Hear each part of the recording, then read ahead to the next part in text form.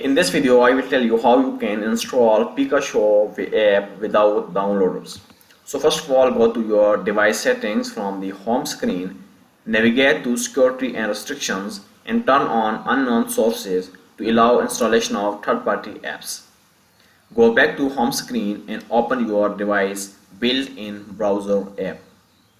In the browser app, just search for Pikashow APK, download and press enter. From the search results, open a trusted and safe website that offers the Pikashow APK file. On the website, find and tap the Download APK button and wait for the file to download completely. Once downloaded, swipe down to open your notification panel and tap on the Downloader APK file. A pop-up will appear. Simply tap on Install and wait for few seconds. If any security warnings appears, tap Install anyway to continue installation.